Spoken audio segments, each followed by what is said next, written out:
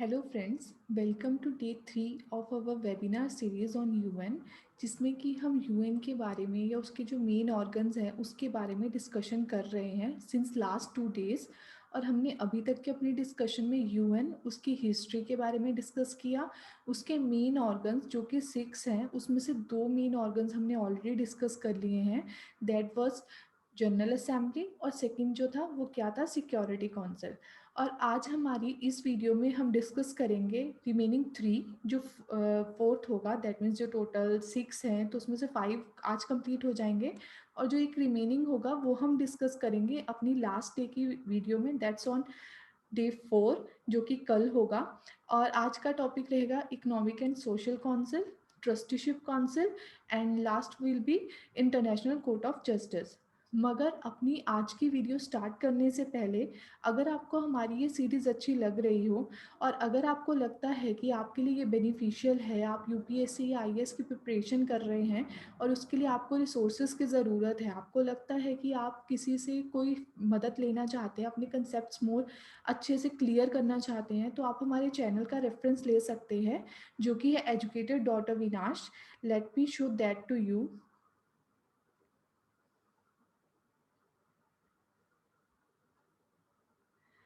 तो ये हमारा यूट्यूब चैनल है जिसमें कि हम लोग जो वीडियोस हैं रिलेटेड टू यूपीएससी प्रिपरेशन वो अपलोड करते रहते हैं, जिससे कि जो स्टूडेंट्स हैं या जो एस्पिरेंट्स हैं जो कोचिंग सेंटर्स में नहीं जा सकते, उन्हें ऐसा ना हो कि वो कहीं भी सोर्सेज के फॉर्म में या मेंटरशिप की फॉर्म में कहीं लैग कर जाएं। तो अगर आप चाहें तो आप हमारी इन वीडियोस से मदद ले सकते हैं हमारे चैनल को सब्सक्राइब करके, ताकि जो भी हम वीडियोस अपलोड करें या जो भी और इनिशिएटिव्स लेके आएँ उसकी इन्फॉर्मेशन आप तक पहुंचती रहे। और हम क्या करते हैं, जो अपनी वीडियोस अपलोड करते हैं ना, उसका पीडीएफ्स भी अवेलेबल करवाते हैं on our website, that is educatoravinash.com। ये हमारी वेबसाइट है। यहाँ पे अगर आप चाहें तो आप यहाँ से डाउनलोड सेक्शन में जाके जो नोट्स हैं उन्हें डाउनलोड कर सकते हैं। अदरवाइज़ नीचे भी यहाँ पे आपको ऑप्शन मिल जाएगा डाउनलोड्स का। इससे आपको वो पेज ओपन हो जाएगा, उस पे जाके जो भी आपको नोट्स डाउनलोड करने हैं उस सब्जेक्ट के रिलेटेड आप डाउनलोड कर सकते हैं नोट्स अपने।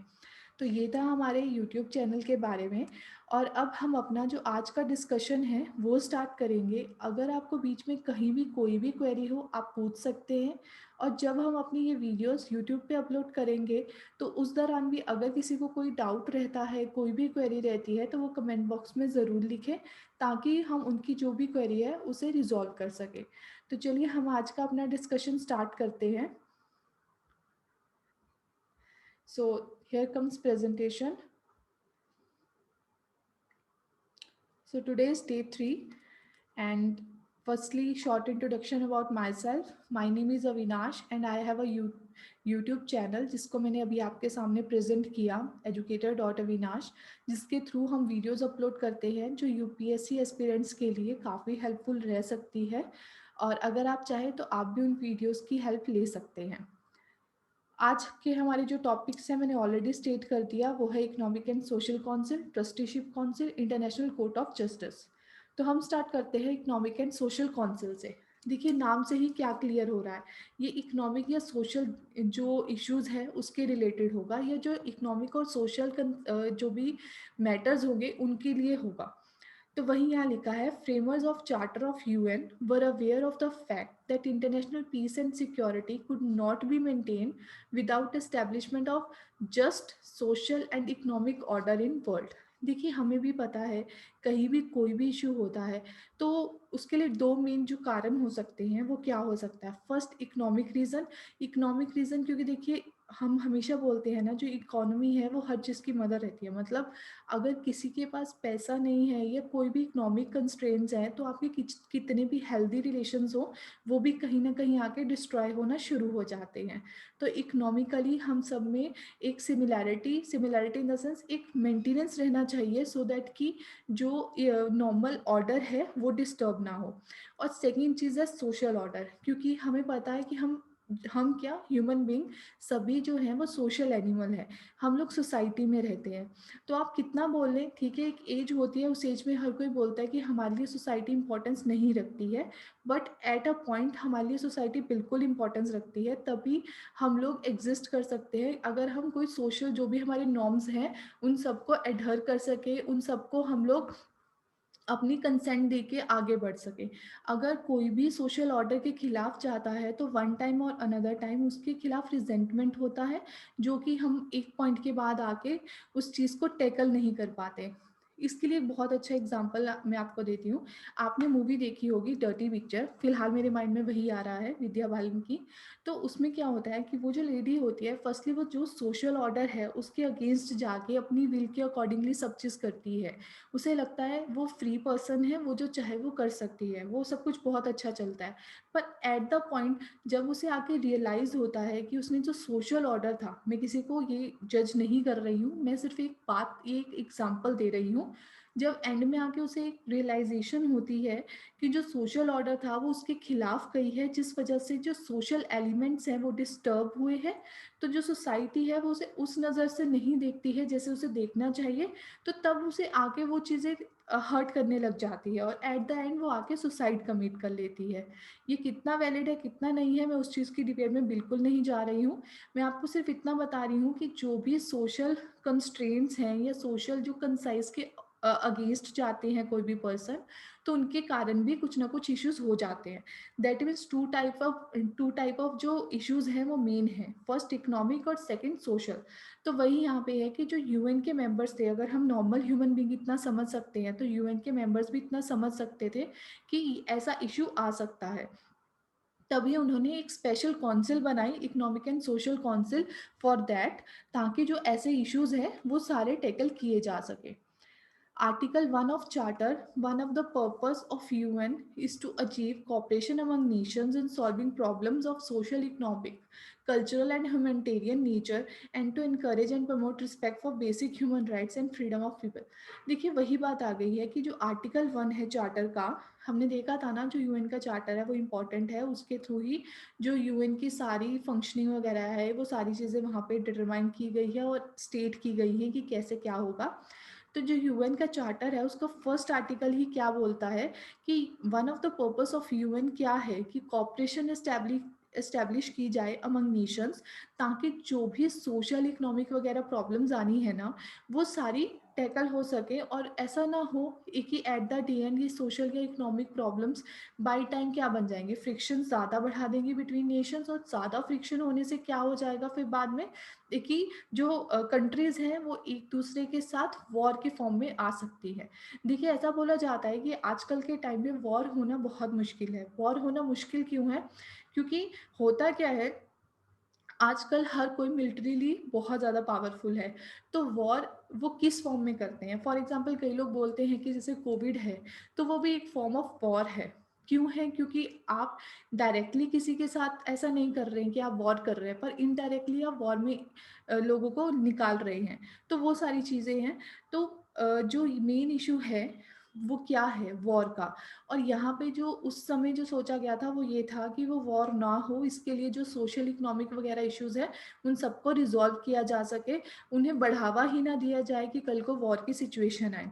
और इस कारण क्या फॉर्म किया गया था, इकोनॉमिक एंड सोशल काउंसिल, जिसकी हम बात कर रहे हैं।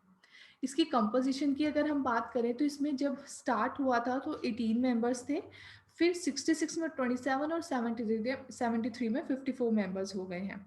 और जो इसके मेंबर्स हैं वो हमने जब जनरल असेंबली की बात की थी तो उसमें भी हमने देखा था, तो कि जो मेंबर्स हैं वो किसके द्वारा इलेक्ट किए जाते हैं, बाय जनरल असेंबली। और उसमें जो डिसीजन लिया जाता है वो किससे लिया जाता है, 2/3 मेजोरिटी से। अगर आपने स्टार्टिंग की डे 1 की वीडियो से इसे फॉलो किया है ना तो आप इजीली इस चीज़ को रिलेट करके या इजीली मेमोराइज कर सकते हैं। और एक और चीज़, इसका पीरियड क्या होता है, 3 इयर्स।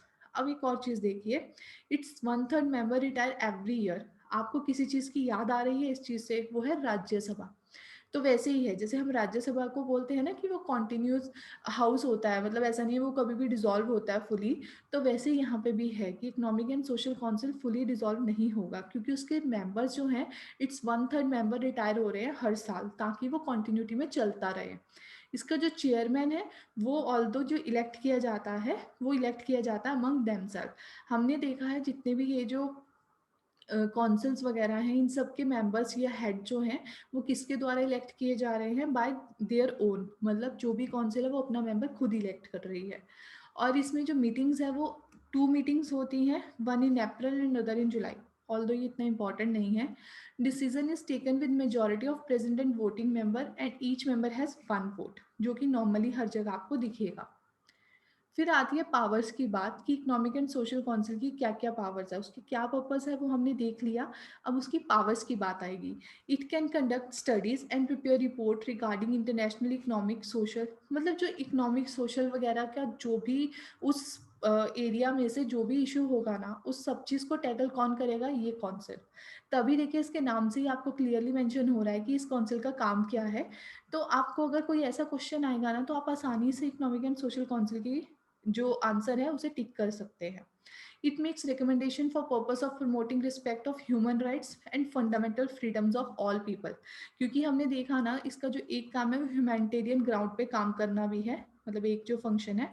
इसी वजह से अगर हम बात करें रिकमेंडेशन की तो ये जो इकोनॉमिक एंड सोशल काउंसिल है वो ये रिकमेंड करता है कि कौन से ऐसे काम किए जा सकते हैं जो कि ह्यूमन राइट्स या फंडामेंटल जो फ्रीडम है पर्सन की उसे चेरिश कर सके। Can enter into agreement with any of agencies subject to approval of general assembly, कि अगर वो इकोनॉमिक या सोशल कोई भी ऐसी चीज़ों में कोई भी एग्रीमेंट करना चाहते हैं तो वो कर सकते हैं, पर उसके लिए जो जनरल असेंबली है पहले उसका कंसेंट होना ज़रूरी है। फोर्थ क्या है, obtain regular exports from specialised agency reports होगा along with its comments present these reports before general assembly, कि जो इकोनॉमिक एंड सोशल काउंसिल है वो जो अगर स्पेशलाइज्ड कोई भी एजेंसी है उससे रिपोर्ट्स लेती है। अब ये अंडरस्टूड है जो इकोनॉमिक एंड सोशल काउंसिल के अंडर स्पेशलाइज्ड एजेंसी होगी उसका काम भी इस फील्ड से रिलेटेड होगा। तो इस फील्ड से रिलेटेड जो भी स्पेशलाइज्ड एजेंसीज फॉर्म की गई है वो सारी रिपोर्टिंग किसको देगी, इकोनॉमिक एंड सोशल काउंसिल को। फिर वो इकोनॉमिक एंड सोशल काउंसिल उस रिपोर्ट को एनालाइज करेगी, अपने कमेंट्स लिखेगी, जो उसे रिकमेंडेशन लगती है वो लिखेगी, और फिर वो फाइनली वो रिपोर्ट किसको हैंडल करेगी, जनरल असेंबली को, सो दैट कि जो भी जनरल असेंबली का काम है वो थोड़ा सिंप्लीफाई हो सके। We can say that it does all functions related to solution of economic and social problems of the world, हमने पहले डिस्कस कर लिया। Main reports publish by it are world economic survey, report on world social situation, UN statistical yearbook, जैसे India की yearbook होती है वैसे जो यूएन की ईयर बुक होती है वो। तो ये सारी चीज़ें हैं। देखिए जब भी आप प्रीलिम्स के लिए प्रिपेयर करें तो आपको एक चीज़ ध्यान देने की है कि जो भी इंडेक्स वगैरह या जो रिपोर्ट्स होती है ना आपको पता होना चाहिए वो किसके द्वारा पब्लिश की जा रही हैं। क्यों, क्योंकि मोस्टली ऐसा देखा जाता है कि एक सिंपल क्वेश्चन आ जाता है रिपोर्ट्स के रिलेटेड कि हाँ ये रिपोर्ट किसके द्वारा पब्लिश की जाती है, और वो इतना मुश्किल नहीं होता है। अगर आप ध्यान से देखेंगे, अगर आपको चीज़ों का आइडिया है ना तो आप आसानी से चीज़ें रिलेट करके याद रख सकते हैं कि कौन सी रिपोर्ट किसने पब्लिश की है। फिर बात आती है ट्रस्टीशिप काउंसिल की। हमने इकोनॉमिक एंड सोशल काउंसिल देख लिया। अब ट्रस्टीशिप काउंसिल, मैंने जब भी बात हुई है ट्रस्टीशिप काउंसिल की डे 1 और डे 2 में हर बार बोला था कि जब ट्रस्टीशिप काउंसिल पे हम डिस्कशन करेंगे तब बताएंगे। तो मैंने इसलिए ऐसा किया था, इंटेंशनली ऐसा किया था। क्यों किया था, ताकि आपको पता चल सके कि ट्रस्टीशिप काउंसिल है क्या। अब देखिए trusteeship council on papers exist करती है पर एक्चुअली अब उसका काम नहीं रहा है। क्यों नहीं रहा है वो हम देखते हैं। One of the main organ of UN was established to supervise the administration of trust territories as they transitioned from colonies to sovereign nation। 11 ऐसी कंट्रीज थी, मतलब आप बोलो कि ट्रस्ट कंट्रीज थी या ट्रस्ट टेरिटरीज थी जिनके लिए, जिनको ऐड किया गया था, जिनके लिए ट्रस्टीशिप काउंसिल बनाया गया था। अब था क्या, वो कॉलोनीज थी किसी के भी अंडर, जैसे फ्रेंच कॉलोनी या जैसे भी कॉलोनीज थी। तो उन कॉलोनीज को फाइनली उनसे जो उनके जो हेड थे उनसे इंडिपेंडेंट करवा के फिर बाद में उन्हें सॉवरन नेशन के फॉर्म में उन्हें एग्जिस्ट करवाया था। अब था क्या, वो बहुत स्मॉल थे, मतलब ऑल्दो हम लोग भी कॉलोनी थे बट हम लोग फिर भी लार्जर कंट्रीज थे, तो हम लोग अपने आप को संभाल सकते थे। अब हुआ क्या कि वो बहुत स्मॉलर नेशंस थे, आइलैंड्स थे, तो इस वजह से होता क्या था, वो अपनी जो डिमांड्स हैं या अपनी जो भी रिक्वायरमेंट्स हैं वो सारी चीज़ें अच्छे से मैनेज नहीं कर सकते थे। अब ड्यूरिंग दैट टाइम, जब, क्योंकि देखिए हमें भी पता है जब इंडिया भी आज़ाद हुआ था, डीकोलोनाइज्ड हुआ था, तो उस समय इंडिया के पास भी इतने रिसोर्सेज नहीं थे, हमें भी बहुत सारी प्रॉब्लम्स का सामना करना पड़ा था। और जो कि हम लोग इकोनॉमिक्स वगैरह में भी देखते हैं, जब 5 ईयर प्लान्स वगैरह देखते हैं, तो हमें पता है कितनी सारी चीज़ें हुई थी। अगर आपको वैसे मेरे हिसाब से पता होगा 5 ईयर प्लान्स वगैरह के बारे में, और अगर आपको फिर भी इकोनॉमिक्स में कहीं इश्यू आ रहा है, तो आप उसके लिए हमने एक फ्री कोर्स लॉन्च किया था इकोनॉमिक्स के ऊपर। अगर आप चाहें तो आप उसमें एनरोल कर सकते हैं। उसका लिंक जब मैं यूट्यूब पे वीडियो डालूँगी ना, तो मैं नीचे डिस्क्रिप्शन बॉक्स में दे दूँगी। अगर आप चाहें तो आप उसमें एनरोल कर सकते हैं, सो दैट कि उसमें हमने क्या किया है ना, इकोनॉमिक्स के रिलेटेड काफ़ी चीज़ें हैं जो हमने उसमें इंक्लूड की हुई हैं, ताकि पर्सन को ईज़िली वो चीज़ें समझ आ सके। जैसे 5 ईयर प्लान वगैरह हो गए या इकोनॉमिक्स के बेसिक्स हो गए, तो वो सारी चीज़ें आपको वहाँ मिल सकती है। तो अगर आप चाहें तो आप एनरोल कर सकते हैं, उसका लिंक आपको डिस्क्रिप्शन बॉक्स में मिल जाएगा। But anyways let it be. तो अभी हम ये बोल रहे हैं कि हमें पता है कि तब हमें कितने सारे इश्यूज़ आए थे। तो अगर इतने बड़े नेशन को इतने इश्यू आए, तो छोटे नेशन या आइलैंड नेशंस को तो आने ही थे। तो ड्यूरिंग दैट ट्रांजिशन टाइम, जो कंट्रीज़ है या आइलैंड नेशंस है या ट्रस्ट टेरिटरीज़ जिसे आप बोल सकते हैं, उन्हें ज़्यादा इश्यू ना आए या उसके लिए कोई एक पावर उनके ऊपर रहे, तो वो जो टेरिटरीज़ थी उनके ऊपर जो पावर थी, वो क्या थी? ट्रस्टीशिप काउंसिल, जो उनको मदद करती थी ड्यूरिंग दैट टाइम पीरियड। ये कि जब से वो कॉलोनीज़ से निकल के सॉवरेन नेशन बनेंगे, उस ट्रांजिशन के टाइम में जो उनकी लीडरशिप होगी, वो किसके अंडर होगी? ट्रस्टीशिप काउंसिल के अंडर। और यही कारण है कि ये आज एग्ज़िस्ट नहीं करता। जब वो जैसे यहाँ लिखा भी है, काउंसिल सस्पेंडेड इट्स एक्टिविटीज़ इन 1994। जैसे ही 1994 में जब लास्ट जो ट्रस्ट टेरिटरी थी, वो अपने आप में इंडिपेंडेंट हो गई, तो उसके बाद जो ट्रस्टीशिप काउंसिल का मेन काम था, ये जो पर्पस था इसको एस्टेब्लिश करने का, वो अपने आप में खत्म हो गया। मगर इसी वजह से हम बोलते हैं कि हाँ, आज ये ट्रस्टीशिप काउंसिल ऑन पेपर है, प्रेज़ेंटली नहीं है। प्रेज़ेंटली क्यों नहीं है? क्योंकि जो चार्टर को अमेंड करने का प्रोसीजर है, वो थोड़ा-सा कम्बरसम है। तो उस प्रोसीजर में ना जाके उन्होंने ऐसा कहा कि ठीक है, हमें वैसे भी इसकी ज़रूरत नहीं है, तो ठीक है, अगर ऑन पेपर ये एग्ज़िस्ट करती है तो लेट इट बी। हम इसे डिसॉल्व नहीं करते हैं, और वैसे भी ज़रूरत पड़ेगी तो देख लेंगे, अदरवाइज़ जैसे-जैसे है उसे रहने दीजिए। तो ये कारण है कि ये ऑन पेपर है, पर प्रेज़ेंटली इसका वैसे कुछ काम नहीं रहा है।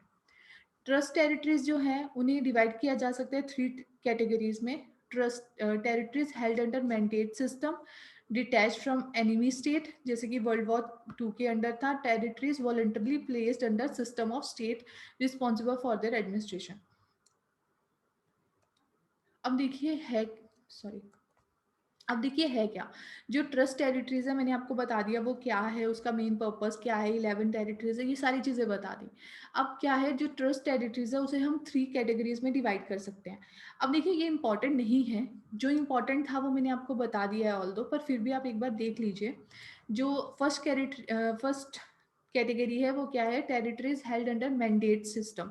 जो मैंडेट सिस्टम के अंडर है वो, या जो वर्ल्ड वॉर 2 के अंदर जो एनिमी स्टेट से डिटैच की गई है वो, या जो खुद से ही आके इस पूरे सिस्टम में अपने आप को एब्जॉर्ब किया है उन्होंने, क्योंकि उन्हें लगा कि उन्हें उस ट्रांजिशन पीरियड के लिए कोई एक मेंटर चाहिए था, या कोई एक ऐसा हेड चाहिए था जो उनको जो ये ट्रांजिशन पीरियड है उसे स्मूथली हैंडल कर सके। तो ये 3 टाइप्स ऑफ टेरिटरीज हैं।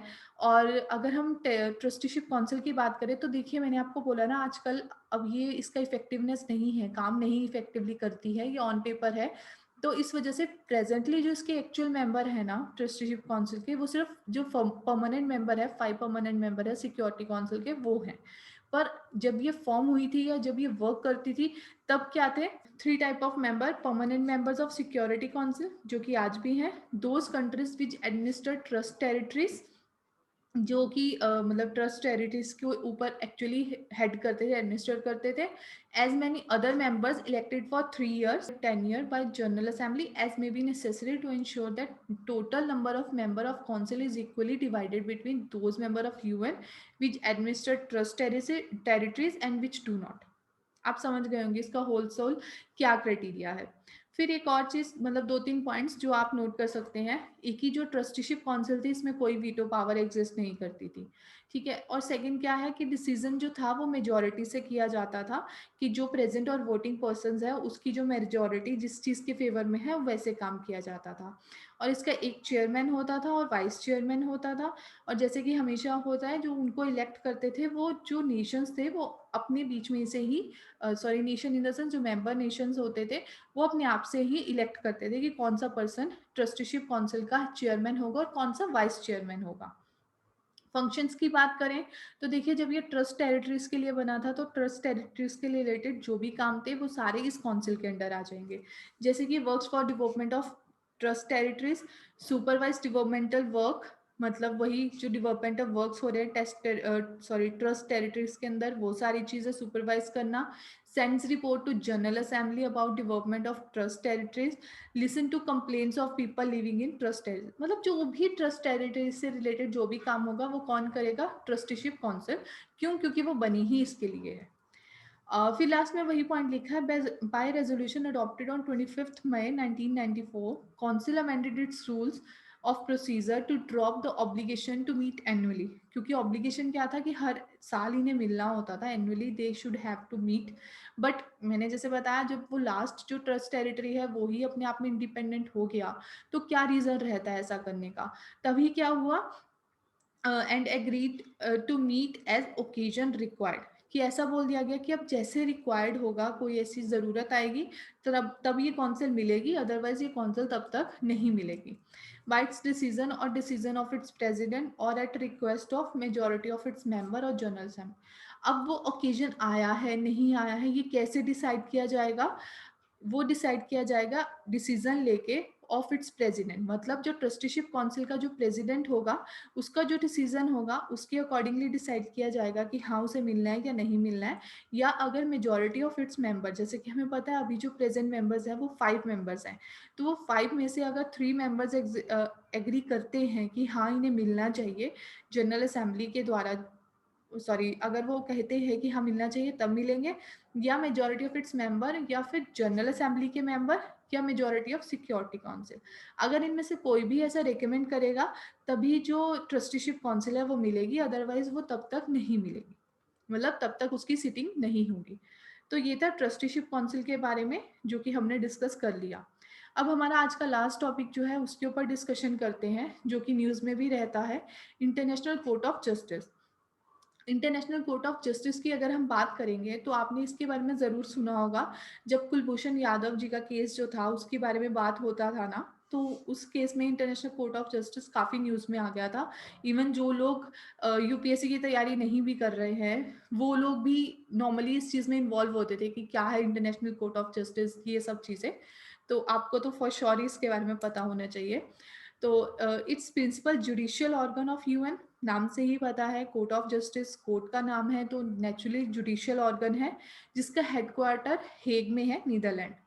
इन 1945 permanent court of international justice, जो कि लीग ऑफ नेशन के द्वारा सेटअप किया गया था, उसे डिसॉल्व करके ये इंटरनेशनल कोर्ट ऑफ जस्टिस को सेटअप किया गया था। आपको पता है लीग ऑफ नेशन थे पहले, जो कि 1919 में इस्टेब्लिश किए गए थे, फिर बाद में जो था वो उस चीज़ को फॉलो अप करके हम लोगों ने इन द सेंस फिर बाद में फॉलो अप करके 1945 में यूएन जो था वो फॉर्मली एस्टैब्लिश हुआ था। तो वैसे ही जैसे नई ऑर्गेनाइजेशन एस्टैब्लिश हुई तो नई ऑर्गेनाइजेशन के नए ऑर्गन्स ऑर्गेनाइज हुए, और नए ऑर्गन्स जो पुराने ऑर्गन्स थे उनको ओवरराइड करके ही बने हैं। तो वही चीज आ रही है, जैसे पहले जो था वो क्या था, permanent court of international justice, और अब क्या बन गया, इंटरनेशनल कोर्ट ऑफ जस्टिस। और इसे हाईएस्ट कोर्ट ऑफ वर्ल्ड बोलते हैं। अगर इंटरनेशनल कोर्ट है तो naturally highest court of world हो जाएगा।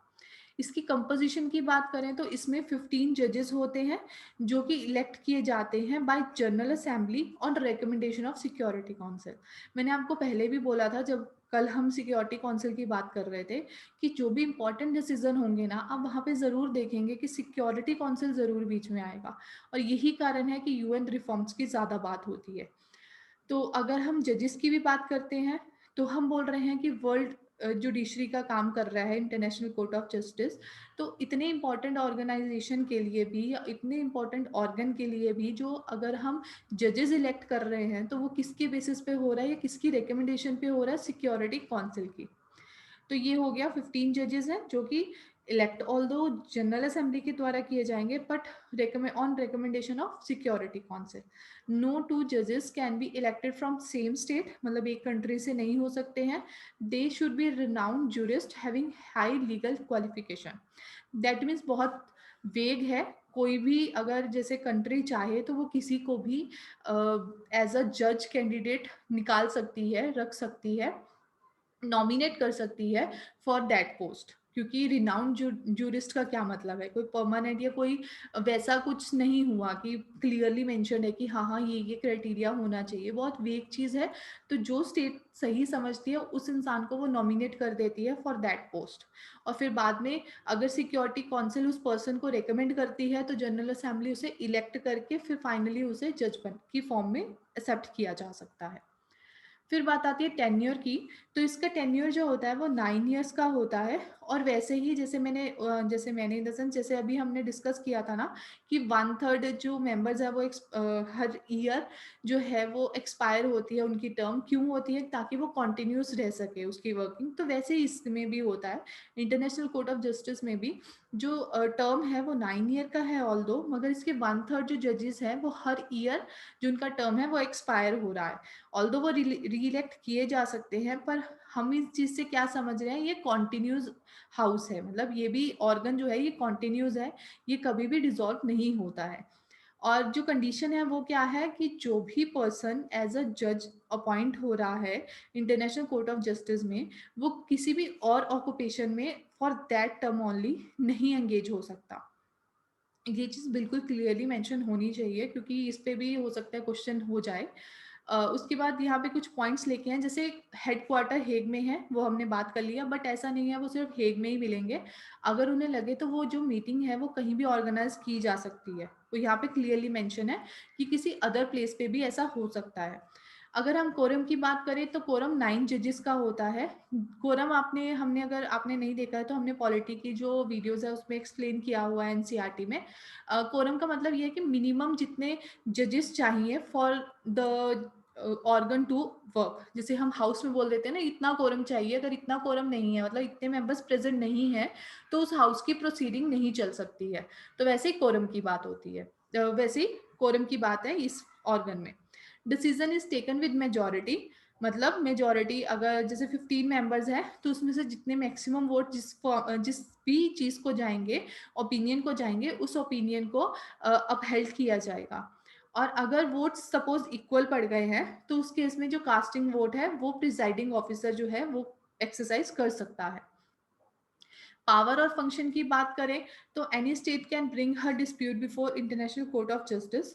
मगर देखिए जो तो मेंबर्स हैं इंटरनेशनल कोर्ट ऑफ जस्टिस के, उन्हें तो उनके ऊपर तो बाइंडिंग है ये जो भी वर्डिक्ट आएगा। मगर जो मेंबर नहीं है उनके लिए क्या होगा कि लेके कोई भी जा सकता है अपना dispute international court of justice में, मगर जो दूसरी पार्टी है मतलब जो लेके गया वो तो नेचुरली उस पर ट्रस्ट करता है इंटरनेशनल कोर्ट ऑफ जस्टिस पे, इसीलिए लेके गया है। बट जो अदर पार्टी भी है ना उसे भी अपना कंसेंट देना पड़ता है कि हाँ जो भी जजमेंट आएगा उसे मैं एक्सेप्ट करूंगा, तब वो केस वहां पे जाएगा। इसे वॉलंटरी जुरिस्डिक्शन बोलते हैं। सेकंड क्या हो सकता है, स्टेट्स में bind themselves in advance to accept the judgement either by signing a treaty.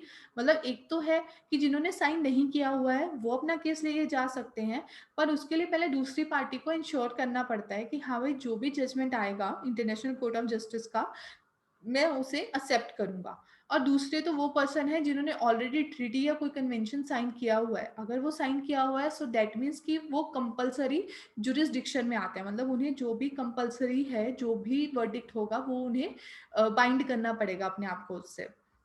If states does not accept the judgment, other state can request security council to get the judgment enforced। कि अगर in case ऐसा होता है कि जो states हैं वो जो जजमेंट आया उसे नहीं अबाइड कर रहे हैं, तो उस केस में सिक्योरिटी काउंसिल को कहा जा सकता है ताकि वो जो जजमेंट है उसे एनफोर्स करे। पर हमने पहले मतलब जब भी न्यूज़ में आया भी था तब भी देखा था, या मैं कहीं भी अगर मैंने कोट किया हो तो ऐसा होता है कि जो भी ये वर्डिक्ट्स आते हैं ज़रूरी नहीं है कि जो कंट्रीज हैं उसे अम्बाइड करें। बहुत बार ऐसा होता है कि जो वर्डिक्ट्स आए हैं उसको लोग सीरियसली नहीं लेते हैं, मेंबर स्टेट्स नहीं लेते हैं और उसे बाय टाइम उसे टालते देते हैं। और जैसे हमें पता है जो कुलभूषण यादव जी का केस था उसमें भी जो इशू आया था, जो भी वर्डिक्ट आया था, उसे आज भी अगर हम देखें तो ऑन प्रैक्टिस कुछ भी नहीं उसके ऊपर हुआ है। तो ये इश्यूज हैं ऑल्दो, बट स्टिल ये जो सारी फंक्शनिंग है वो वर्क करती है। फिर थर्ड आता है general assembly and security council can ask international court of justice to give advice on legal matters, जो कि हमें पता है कोर्ट है तो कोर्ट में से कोई भी लीगल एडवाइस ले सकता है। Other organs and agencies of UN can also seek advice, but with prior approval of General Assembly. That means जो जनरल असेंबली और सिक्योरिटी काउंसिल है ये तो directly international court of justice से अपनी एडवाइस, लीगल एडवाइस ले सकते हैं, बट बाकियों को लेने के लिए पहले जनरल असेंबली से अप्रूवल लेना पड़ता है। और नेचुरली ये एडवाइस है तो लीगली बाइंडिंग तो होगा ही नहीं।